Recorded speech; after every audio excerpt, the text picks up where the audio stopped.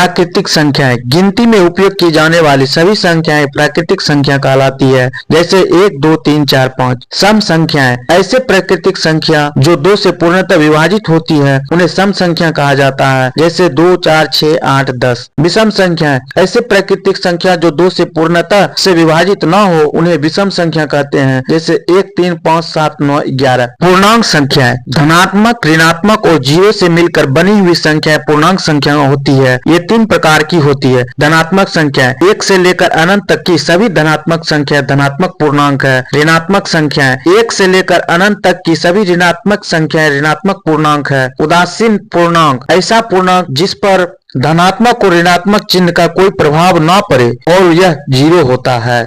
पूर्ण संख्या प्राकृतिक संख्या में जीरो शामिल कर लेने से पूर्ण संख्या बनती है, जैसे 0, 1, 2, 3। भाज्य संख्या है ऐसी प्राकृतिक संख्या जो स्वयं और 1 से विभाजित होने के अतिरिक्त कम से कम किसी एक अन्य से विभाजित हो उन्हें भाज्य संख्या कहते हैं, जैसे 4, 6, 8, 9, 10, 12।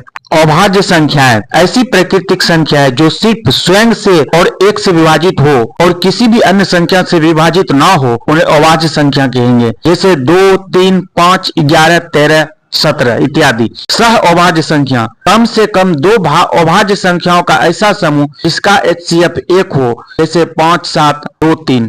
परिमेय संख्याएं ऐसी सभी संख्याएं जिन्हें P/Q के रूप में लिखा जा सकता है उन्हें परिमेय संख्या कहते हैं। Q यानी हर का मान 0 नहीं होना चाहिए। एग्जाम्पल 5, 2/3, 11/4, √5। और परिमेय संख्याएं ऐसी संख्याएं जिन्हें P/Q के रूप में नहीं लिखा जा सकता और मुख्यतः उन्हें रूट के अंदर लिखा जाता है और कभी भी उनका पूर्ण वर्गमूल नहीं निकलता है, जैसे √3, √105, √11, √17। नोट पाई एक अपरिमेय संख्या है।